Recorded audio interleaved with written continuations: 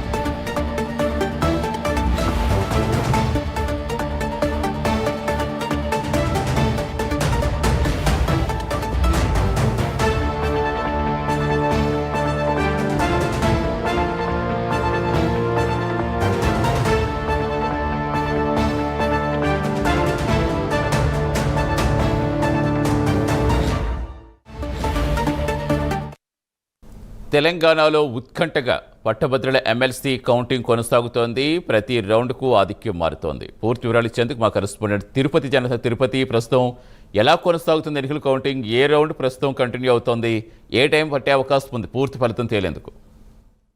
Good morning Satish. Karimnagar, Nizamabad, Medak, Adilabad సంబంధించినటువంటి పట్టభద్రుల MLC counting చాలా ఆసక్తికరంగా ఉత్కంఠభరితంగా కొనసాగుతుంది. తెలంగాణ రాష్ట్ర రాజకీయ నేతలు కావచ్చు, తెలంగాణ పట్టభద్రులంతా కూడా ఆసక్తికరంగా కరీంనగర్ పట్టభద్రులు ఎవరికి పట్టం కట్టారని ఎదురు చూసినటువంటి పరిస్థితులు కనబడుతుంది. ప్రజెంట్ ఇప్పుడు 11వ రౌండ్ కొనసాగుతుంది.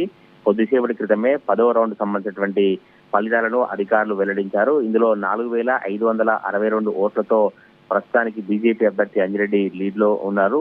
తొలి రౌండ్ నుంచి కూడా ఇప్పటి వరకు 10 రౌండ్లకు సంబంధించి కూడా బీజేపీ అభ్యర్థి అంజిరెడ్డి లీడ్ లో కొనసాగుతున్న పరిస్థితి కనబడుతుంది. బీజేపీ అభ్యర్థి అంజిరెడ్డికి ఇప్పటి వరకు 70,740 ఓట్లు వచ్చాయి. కాంగ్రెస్ అభ్యర్థి నరేందర్ రెడ్డికి ఇప్పటి వరకు 66,178 ఓట్లు వచ్చాయి. బీఎస్పీ అభ్యర్థి ప్రసన్న హరికృష్ణకు ఇప్పటి వరకు లెక్కించినటువంటి ఓట్లలో 56,946 ఓట్లు వచ్చాయి. ఇప్పటి వరకు అధికారులు టోటల్ గా 2,10,000 ఓట్లను లెక్కించారు.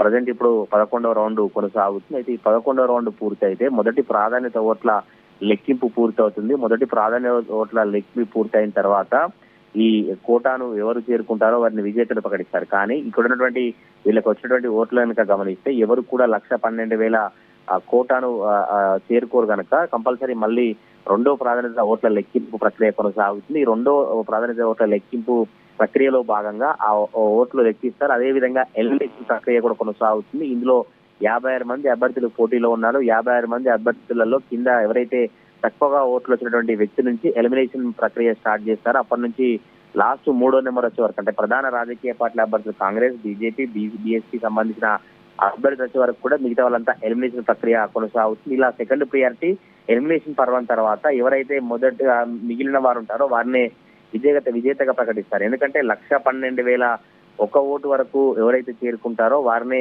విజేతగా కొనసాగించేటువంటి అవకాశం కనబడుతుంది. ఎందుకంటే సాధారణ భిన్నంగా కౌంటింగ్ కంటే ఈ ఎమ్మెల్సీ పట్టభద్రులకు సంబంధించిన కౌంటింగ్ భిన్నంగా ఉంటుంది. ఎందుకంటే ఎన్నిక ప్రియారిటీ బేస్డ్, మొదటి ప్రియారిటీ ఓటు వేసుకోవచ్చు, రెండో ప్రియారిటీ ఓటు వేసుకోవచ్చు, మూడో ప్రియారిటీ ఓటు వేసుకోవచ్చు. కనుక పట్టభద్రులు సెకండ్ ఎవరికి వేశారు, ఫస్ట్ ఎవరికి వేశారు, థర్డ్ ఎవరికి వేశారు, ఇలా అధికారులు లెక్కింపు కొనసాగిన తర్వాతనే ఈ మొత్తం తుది ఫలితం తేలే అవకాశం ఉంది. ఈ రోజు మధ్యాహ్నం కల్లా తుది ఫలితాలు వచ్చేటువంటి అవకాశం అయితే కనబడుతుంది. మొన్న 3వ తారీఖు ఉదయం నుంచి ఈ కౌంటింగ్ ప్రక్రియ అయితే కొనసాగుతా ఉంది. మరి కాసేపట్లోనే 11 రౌండ్ ఫలితాలు పూర్తిగా వచ్చిన తర్వాత మొదటి ప్రాధాన్యత ఓట్ల లెక్క తేలనుంది Satish. Right, thank you Tirupati.